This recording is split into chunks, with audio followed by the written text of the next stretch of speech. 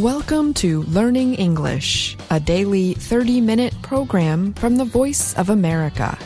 I'm Ashley Thompson. And I'm Dan Novak. This program is designed for English learners, so we speak a little slower, and we use words and phrases especially written for people learning English. Today, you will hear stories from John Russell and Katie Weaver. Brian Lynn presents this week's technology report and joins me in the studio to talk more about it. Finally, we hear today's lesson of the day from Andrew Smith and Jill Robbins. But first, the coffee you had this morning could have its beginnings some 600,000 years ago. Using genes from coffee plants from around the world, researchers built a family tree for the world's most popular kind of coffee. Scientists call it Coffea arabica. Coffee lovers know it simply as Arabica. The researchers recently published a new study about coffee. They found that the species appeared around 600,000 years ago. The plant was likely the result of natural breeding of two other coffee species. Victor Albert of the University at Buffalo was a co-leader of the study. He said the plant likely developed without the help of humans. Wild coffee plants likely started in Ethiopia, but they are thought to have been first roasted and brewed in Yemen, starting in the 1400s. In the 1600s, Indian monk Baba Budan is said to have taken 7 raw coffee beans back to his homeland from Yemen, laying the beginnings for coffee's worldwide takeover. Arabica coffee, loved for its smooth and sweet flavor, now makes up 60 to 70% of the global coffee market. The rest of the market is made up of Robusta, a stronger and more bitter-tasting coffee made from one of Arabica's parents, Coffea canephora. To learn about Arabica coffee's past, researchers studied the genetic information, or genomes, of C. canephora and another parent plant called Coffea eugenoides. They also studied more than 30 different Arabica plants. One of the plants was a sample from the 1700s provided by the Natural History Museum in London. The Swedish naturalist Carl Linnaeus used that plant to give coffee its scientific name. The study appeared recently in the publication Nature Genetics. Researchers from Nestlé, a big Swiss food company which owns several coffee brands, helped with the study. The Arabica plant's population changed over thousands of years before humans began growing it. The Arabica plants did well during warm, wet periods and suffered through dry ones. These difficult times created what scientists call population bottlenecks, when only a small number of genetically similar plants survived. Today, these genetic similarities mean Arabica coffee plants are more likely to be hurt by diseases like coffee leaf rust, which causes costly losses every year. The researchers explored the makeup of one Arabica variety that is resistant to coffee leaf rust. They are interested in parts of its genetic code that could help protect the plant. The study clarifies how Arabica came to be and gives clues that could help protect the crop, said Fabian Echeverria of Texas A&M University. Echeverria was not involved with the research. exploring Arabica's past and present could help give information about how to keep coffee plants healthy, ensuring morning cups of coffee into the future. I'm John Russell.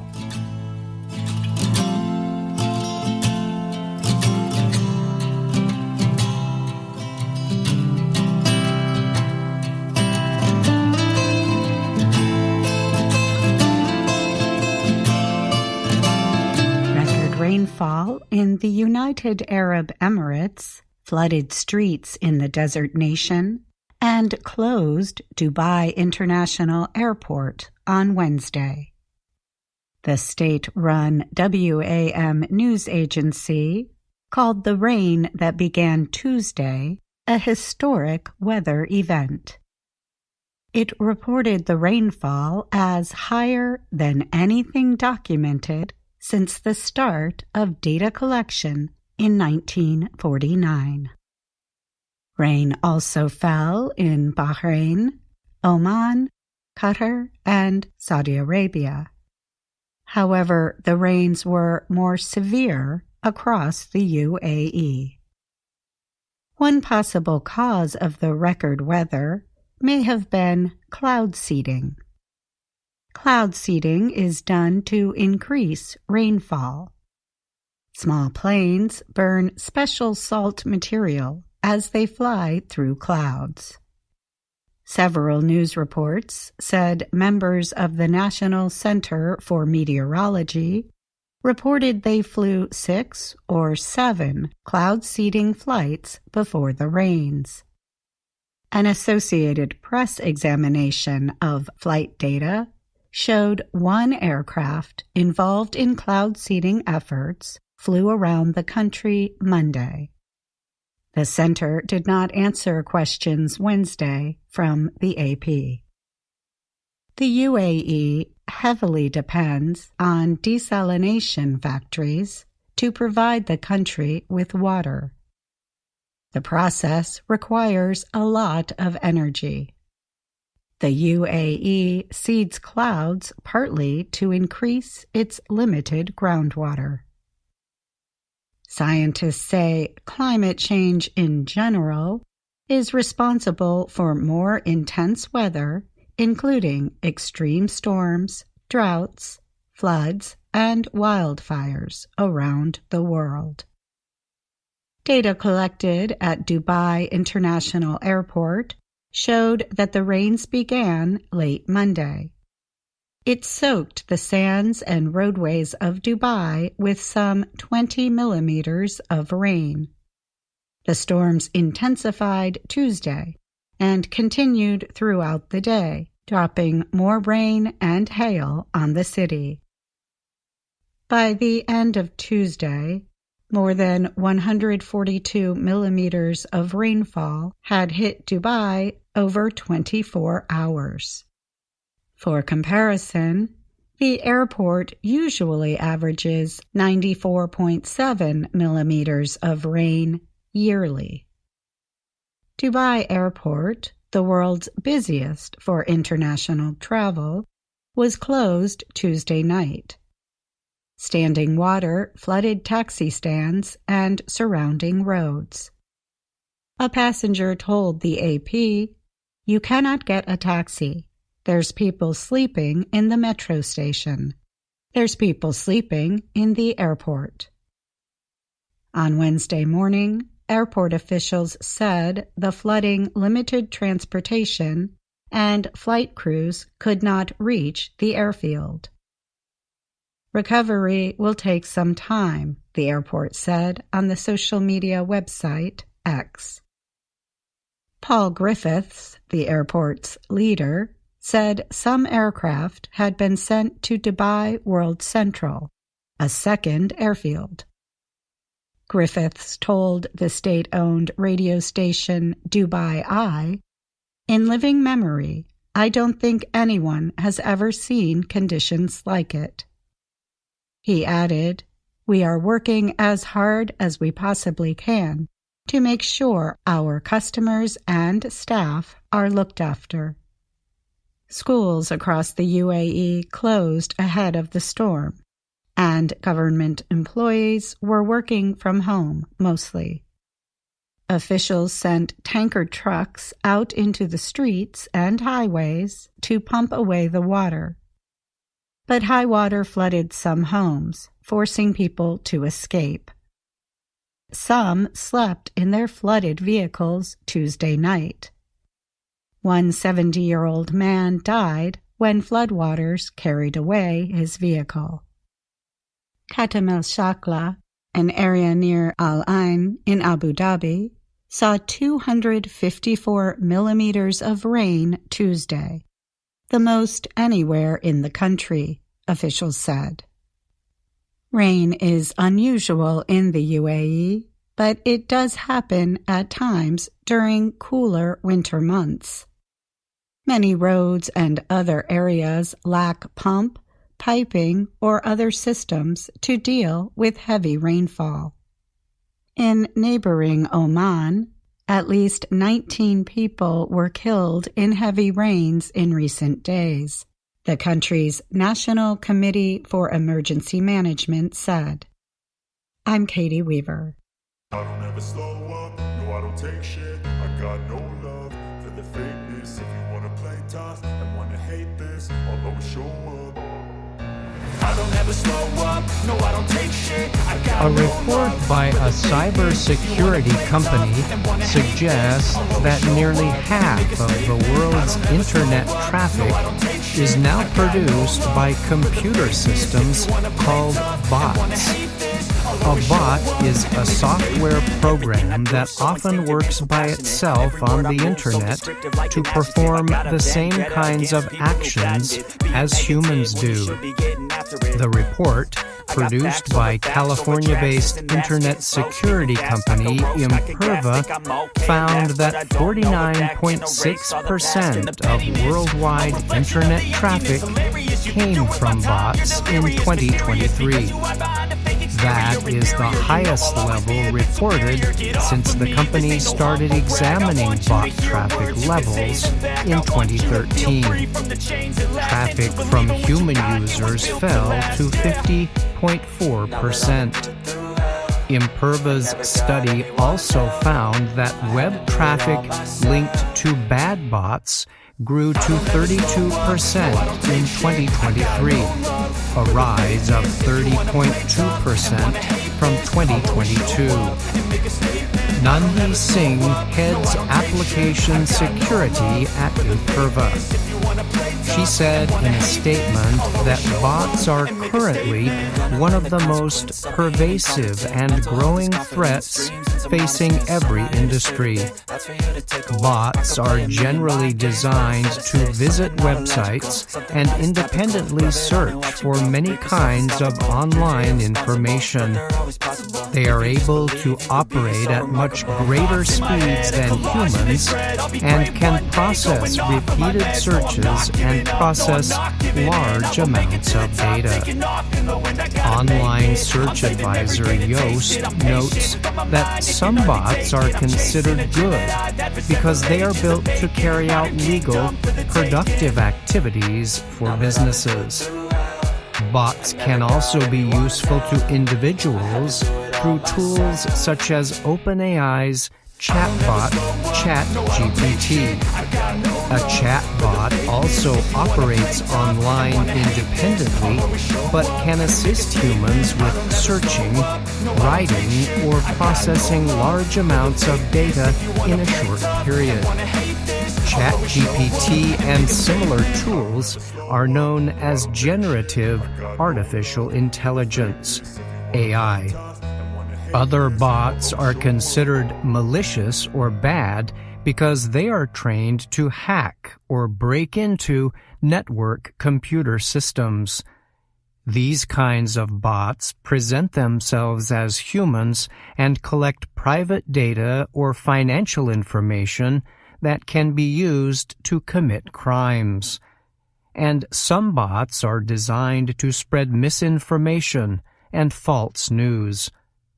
Some bots, called scrapers, visit web pages and scrape or capture all the data on the website they can find.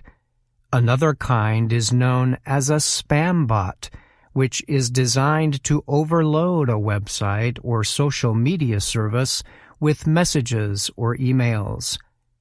Imperva's latest report noted that an increase in generative AI systems across the world resulted in the number of simple bots increasing about 6% to 39.6% in 2023. Much of this increase was linked to active AI training systems on the Internet known as large language models. Such systems collect huge amounts of online data to train AI systems like ChatGPT. The study suggested some countries have a much bigger problem with bad bots than others. Web traffic linked to malicious bots in 2023 was highest in Ireland at 71%, the researchers found. Germany was next with 67.5%. Mexico had the next highest at 42.8%. In the United States, bad bot traffic was reported to be 35.4%, up more than 3% from 2022. Imperva reported that account takeovers, one of the most severe results of bad bot activity, increased 10% in 2023 over 2022. Of all login attempts across the Internet, 11% were linked with account takeovers, the company said. The highest number of account takeovers, 36.8%, happened in the financial services industry. Next was the travel industry with 11.5%, followed by business services at 8%. Imperva's Singh said the problem is likely to worsen in coming years to the point where such bots could become omnipresent. She urged organizations to proactively introduce bot management and security tools in an effort to limit automated traffic and prevent dangerous account takeovers. I'm Brian Lynn.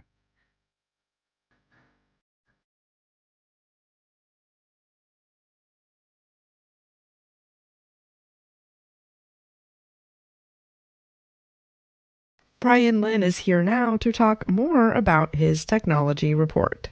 Hi, Brian. Thanks for joining me. Sure, Ashley. Glad to be here. This week, you reported on a technology industry study that looked at the continued influence of automated computer bots across the Internet. The report noted that currently about half of worldwide Internet traffic is produced by bot systems. Did the researchers suggest any action businesses or individuals can take to limit harms caused by this kind of traffic?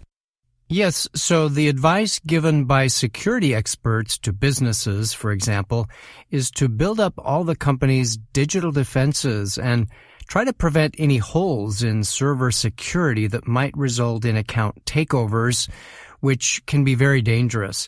And companies can be aware of this bot-generated traffic, but may not be well equipped to deal with the problem themselves. So the advice is for businesses also to consider hiring experts to help prepare for such attacks. What would be an example of an account takeover linked to bad bot activity? Yes, one way this works is when cyber criminals are able to steal the usernames and passwords of online users.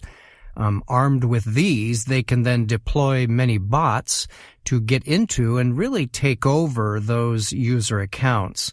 And these could be bank accounts or credit cards, for example. And the cyber criminals could either abuse those accounts themselves, steal from them, or they could sell access to the data to other individuals or groups. Okay. Thanks again, Brian, for joining me today. You're welcome. Thank you, Ashley.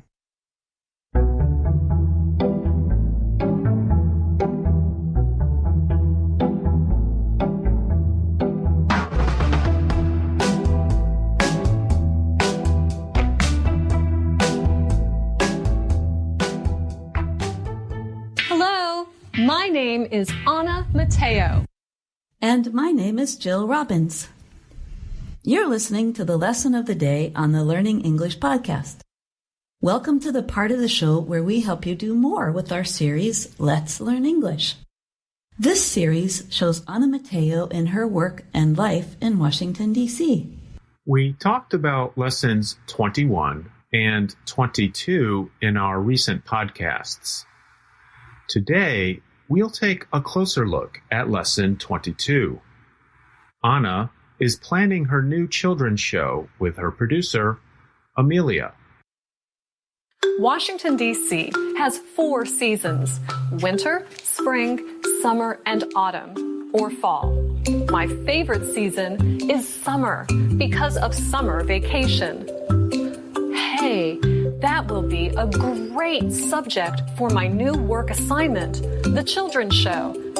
I can teach what families in the U.S. do during summer vacation. Today, I am planning the show with Amelia. This is the first time we are working together. I hope we can work well together. Hi, Amelia. Hi, Anna. So, what are we going to talk about on the first show? I want to talk about summer vacation. That will be fun. Are you going on vacation this summer? No, this summer I am too busy. That's too bad. It's okay. I can go on vacation next summer. This show will be a lot of fun too. We hear Amelia and Anna using going to in this lesson to talk about something they will do in the future. I think our listeners already know this verb form. But there are other phrases with going that may not be as familiar to everyone. Did you notice the way they used going on to talk about travel? Amelia asked, Are you going on vacation this summer? That is another way of asking, will you take a vacation this summer? Yes, that looks like a phrasal verb. Anna uses it too when she says, It's okay. I can go on vacation next summer. That is like saying, I can take a vacation next summer. And next, she uses another expression with vacation, take you on. Hi there, and welcome to the show. Today, we are going to take you on a summer vacation. As I understand that, she is saying we will go with her as she takes an imaginary summer vacation. In other situations, we use the phrase take you on to invite someone to go with us on a journey. That sounds like a very nice invitation to go on a vacation with Anna. Just be careful. You don't want to say, I'd like to take you for a ride, because that is an idiom that means to mislead someone or lie to them. Anna uses going in another way in the lesson. She talks about going to an amusement park. That is a place with many fun activities like roller coasters and games. There we talk about going on a ride. Another popular summer vacation is going to an amusement park. At an amusement park, you go on rides and eat lots of fun food. So to summarize, we can go on vacation and go on a ride. And we can take someone on a vacation or take them on a ride. This reminds me of the old Steppenwolf song, Magic Carpet Ride. Do you remember that one, Andrew? Of course. Why don't you come with me, little girl, on a magic carpet ride?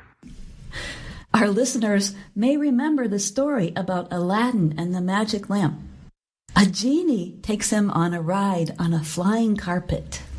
In the song, the magic carpet is the girl's imagination.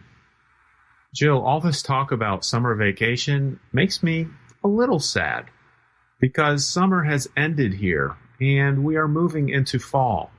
But Andrew, there are so many fun things you can do in the fall or autumn. There are harvest festivals, leaf peeping. Hold on a second there. Jill, I'm not sure our listeners know what leaf peeping means. Then I'll refer them to a story our friend Donna Mateo did a few years ago. She said, Leaf peeping is when people travel to see the beautiful colors of fall foliage. Foliage is another name for leaves, and fall is another word for autumn. Peep is to take a quick look at something. Like you might peep inside a box to see what's inside. In the eastern United States, people like to travel to the mountains and places like the states of New Hampshire and Vermont to enjoy the beautiful colors of the leaves on the trees in the fall or autumn. Jill, have you ever noticed we only have one word for each of the other seasons, but we have two words for the season between summer and winter? That's usually what happened when English speakers had contact with French speakers. Words that were originally in Latin came to the English language through French. It's why we have two words for a kind of meat, lamb and mutton. But let's get back to the fall. I really like the fall because it means the stores all have pumpkin spice flavored foods again. Aha! So it's all about the food then. For our listeners, pumpkin spice is a flavoring that includes cinnamon, ginger, nutmeg, allspice, and cloves. These days in the U.S., stores begin to fill their shelves with pumpkin spice flavored food in August. It's kind of crazy. Anyway, if we're bringing food into the conversation, we've got to talk about pumpkin pie. What's your favorite pie, Jill? That's easy. Pecan pie. At our Thanksgiving dinner, we must have both pumpkin pie and pecan pie to make everybody happy. That's a topic for next month. Now, let's see if we can summarize with a little chant or series of sentences. Oh boy, can I start? Sure, go right ahead. Ooh, that's another expression with go we can talk about. Listeners, try repeating after us to practice these expressions from the lesson. Here we go. I want to go on vacation. I want to go on a magic carpet ride. You can go on vacation. You can go on a magic carpet ride. Will you take me on a vacation? Will you take me on a magic carpet ride? I'll take you on a vacation. I'll take you on a magic carpet ride. I want to see the fall colors. I want to peep at the autumn leaves. And drink pumpkin spice tea. You can see the fall colors. You can peep at the autumn leaves. You can have your pumpkin spice tea. But it's plain old coffee for me. Now we have an assignment for you. We'd like to know your answer to our questions. What is your favorite season? And what do you like to do during that season? You can send your answer in an email to us at learningenglish@voanews.com. Or if you're watching this podcast on YouTube, put your answer in the comments. We'll read some of your answers on an upcoming podcast. That's all for the lesson of the day today. You can learn more on our website, learningenglish.voanews.com. You can also find us on YouTube, Facebook, and Instagram. And thanks for listening to the lesson of the day. I'm Andrew Smith. And I'm Jill Robbins. And that's our program for today. Join us again tomorrow to keep learning English through stories from around the world.